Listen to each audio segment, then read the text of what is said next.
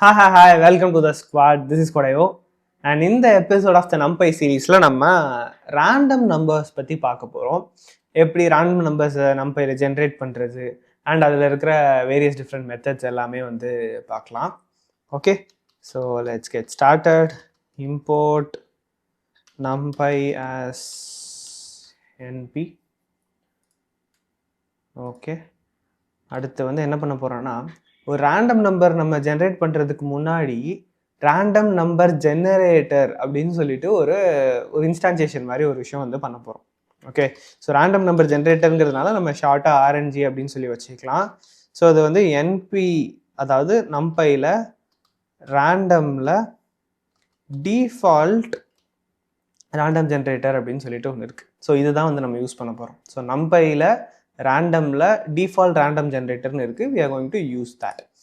So இந்த random generator create பண்ணிட்டோம். இதை வச்சு நம்ம ஃபர்தராக ரேண்டம் நம்பர்ஸ் வந்து க்ரியேட் பண்ணலாம். ஸோ ஒரு பிரிண்ட் ஸ்டேட்மெண்ட்டை போட்டுட்டு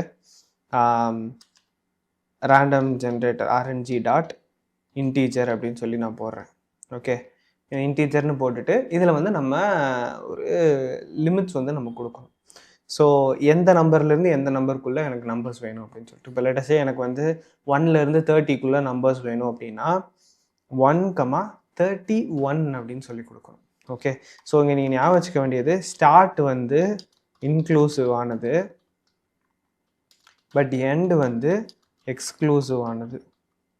ஓகே, ஸோ இப்போ 31ன்னு கொடுத்தீங்கன்னா 31 வில் நெவர் கம். இந்த ரேண்டம் நம்பர் ஜென்ரேட்டர் எத்தனை தடவை நீங்கள் திரும்ப எக்ஸிக்யூட் பண்ணாலும் 31 வரவே வராது. 30 வரைக்கும் தான் வரும். ஸோ எனக்கு 30 வரணுங்கிறதுக்காக நான் அதை 31 வரைக்கும் அப்படி சொல்லி கொடுத்துருக்கேன். ஓகே, ஸோ ரன் பண்ணால் நம்மளுக்கு பிரச்சனை வருது. என்ன பிரச்சனை?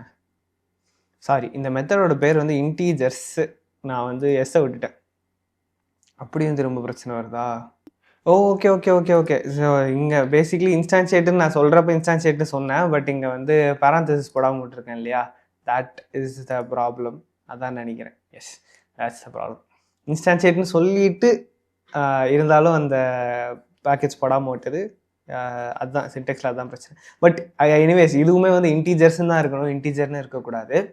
Okay, hopefully it got sorted out. இது நம்ம திரும்ப திரும்ப ரன் பண்ணலாம். எத்தனை வாட்டி ரன் பண்ணாலும் it is going to produce a number within this range.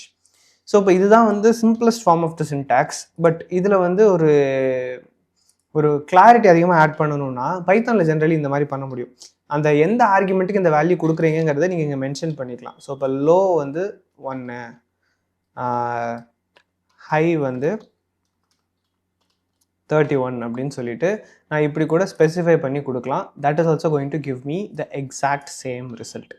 And இந்த இன்டீஜர்ஸ் மெத்தடில் இது இன்னொரு ஆர்குமெண்ட்டும் வாங்கும்.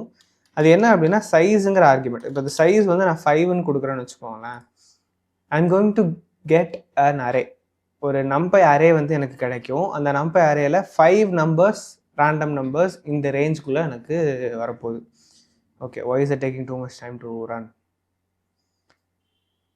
Come on, வாங்க. எஸ், ஸோ 2, 11, 9, 8, 1 அப்படின்னு சொல்லிட்டு 5 ரேண்டம் நம்பர்ஸ் வந்து நம்ம ஜென்ரேட் பண்ணியிருக்கிறோம் இந்த பர்டிகுலர் ரேஞ்சில். ஸோ இந்த சைஸ் அப்படிங்கிற இன்னொரு ஆர்குமெண்ட்டும் அக்செப்ட் பண்ணுவோம். ஆக்சுவலி இந்த சைஸ்லேயும் வந்து இன்னொரு வேரியேஷன் யூ கேன் ஸ்பெசிஃபை. ஒரு மல்டி டைமென்ஷனல் அரே கூட அதோட சைஸ் கூட நீங்கள் ஸ்பெசிஃபை பண்ணலாம். அது கூட இதால் ஜென்ரேட் பண்ணணும். இப்போ 3,2 அப்படின்னா 3 rows and 2 columns வச்சு அது எனக்கு அரே ஜென்ரேட் பண்ணும் இல்லையா? ஸோ 3 rows and 2 columnsல அரே ஜென்ரேட் பண்ணுது. ஸோ இப்படி எல்லாமே வந்து உங்களால் யூஸ் பண்ணிக்க முடியும் இந்த ரேண்டம் நம்பர் ஜென்ரேட்டரில் இருக்கிற இன்டீஜர்ஸ் மெத்தடை. ஓகே, ஸோ இது வந்து இன்டீஜர்ஸ் மட்டும் தான் ஜென்ரேட் பண்ணும். ஃப்ளோட் ஜென்ரேட் பண்ணால் நம்மளுக்கு அதுக்கு வேறு வழி இருக்குது. பட் அதுக்கு முன்னாடி சீட் அப்படின்னு சொல்லிட்டு ஒரு கான்செப்ட் இருக்குது. ஸோ அந்த சீட் அப்படிங்கிற கான்செப்ட் இப்போ நான் வந்து திரும்ப திரும்ப ரன் பண்ணுறேன் அப்படின்னா எனக்கு வேறு ரேண்டம் நம்பர்ஸ் வரப்போகுது இல்லையா? பட் எனக்கு same number of random numbers வரணும். ரேண்டம்னாலே வேறு தானே, எதுக்கு சேமாக வரணும் அப்படின்னு சொல்லி கேட்காதீங்க. இப்போ எனக்கும் சரி இன்னொருத்தங்க 2 பேருமே வந்து ரேண்டம் நம்பர்ஸ் ஜென்ரேட் பண்ண ட்ரை பண்ணுறோம். அண்ட் ஒரு பர்டிகுலர் சினாரியோவில் 2 பேருக்கும் same number of random numbers வரணும் அப்படின்னா இந்த சீட் வந்து சேம் வேல்யூவாக வச்சுக்கலாம். ஸோ இப்போ இந்த இடத்துல வந்து நான் என்ன கொடுக்குறேன் அப்படின்னா சீட் இஸ் ஈக்குவல் டு 23ன்னு கொடுக்குறேன். இப்போ சீட் வேல்யூ வந்து இருக்குது இல்லையா? And I am going to run all the cells. எல்லா செல்லையும் ரன் பண்ணியிருக்கோம். 13, 20, 8, 4, 19, 4 நம்பர் வருது. திரும்ப ரன் பண்ணுறேன். அதே 13, 20, 8, 4, 19, 4ன்னு வருது இல்லையா? So no matter how many times you run, இது வந்து உங்களுக்கு சேம் ரிசல்ட்ஸை வந்து ப்ரொடியூஸ் பண்ண போகுது. You can use different values for சீடுக்கு வந்து 1ன்னு கூட நீங்கள் கொடுக்கலாம். கொடுத்தீங்கன்னா இப்போ 23, 29, 25, 25, 9 வருதா? அப்போ திரும்ப ரன் கொடுக்குறேன். 23, 29, 25, 25, 9 வருது. ஸோ உங்களுக்கு ஒரு ரிப்பீட்டபிலிட்டி வேணும் அப்படின்னு நினச்சிங்கன்னா, இதே செட் ஆஃப் ரேண்டம் நம்பர் தான் நான் ரீஜென்ரேட் பண்ணணும்னு நினச்சிங்கன்னா, இந்த சீட் அப்படிங்கிறத யூஸ் பண்ணி முன்னாடியே சீடை செட் பண்ணிட்டீங்க அப்படின்னா it will help you to generate the same numbers. இதுக்கு முன்னாடி என்ன வந்துச்சோ அதே இதை திரும்ப ஜென்ரேட் பண்ணுறதுக்கு ஹெல்ப் பண்ணும். இப்போ நெக்ஸ்ட் வந்து நம்ம ஃப்ளோட்டிங் பாயிண்ட் நம்பர்ஸ் எப்படி ஜென்ரேட் பண்ணலான்னு பார்க்கலாம். ஸோ இப்போ ஃப்ளோட்டிங் பாயிண்ட் நம்பர் ஜென்ரேட் பண்ணுறதுக்கு வந்து நம்ம ஆரஞ்சு யூஸ் பண்ண போகிறது கிடையாது. But we are going to use a different method. என்ன அப்படின்னா, இப்போ பிரிண்டில் டேரெக்டாகவே நம்ம எழுதிடலாம். np.uniform அப்படின்னு சொல்லிட்டு ஒரு மெத்தட் இருக்குது.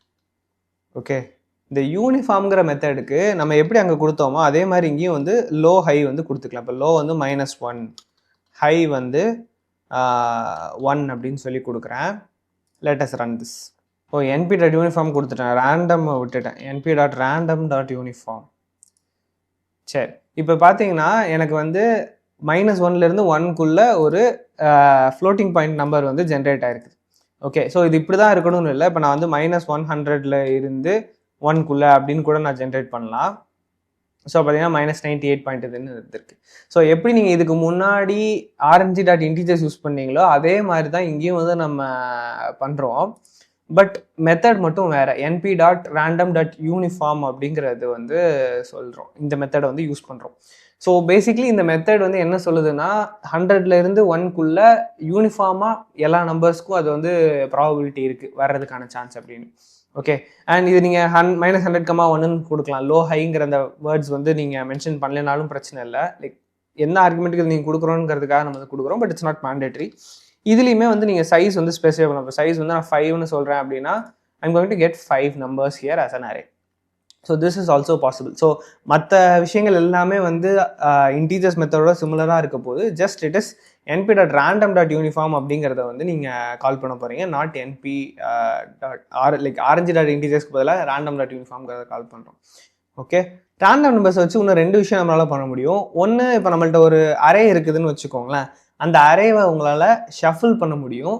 இன்னொன்று, அந்த அரேலேருந்து ரேண்டமாக ஒரு பர்டிகுலர் எலமெண்ட்டை வந்து பிக் பண்ண முடியும். இதெல்லாம் வந்து கொஞ்சம் ரியல் வேர்ல்ட் யூஸ் கேசஸ் இருக்கிற ஒரு விஷயம்.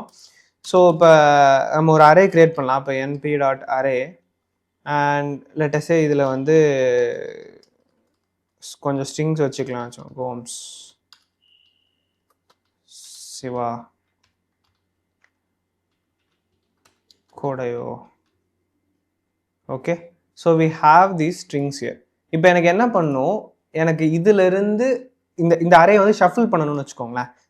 அதை எப்படி பண்ணலான்னு பார்ப்போம். இப்போ நம்ம முன்னாடியே வந்து ஒரு ரேண்டம் நம்பர் ஜென்ரேட்டர் கிரியேட் பண்ணியிருக்கோம் இல்லையா? ஸோ rng.shuffle அப்படின்னு கொடுத்துட்டு இந்த அரேயை வந்து ஆர்குமெண்ட்டாக பாஸ் பண்ணணும். அப்புறம் அதை நீங்கள் வந்து பிரிண்ட் பண்ணி பார்க்கலாம். இது வந்து அந்த அரேவே அப்படியே இன்பிளேஸாக பண்ண போகுது. புதுசாக ஒரு அரே கிரியேட் பண்ண போகிறது. It is going to shuffle that array. இப்போ பார்த்தீங்கன்னா கோடையோ கோம்ஸ் சிவான்னு சொல்லி ஆர்டர் மாறிடுச்சு. திரும்ப ரன் பண்ணுற சிவா கோம்ஸ் கோடையோன்னு ஆர்டர் மாறுது.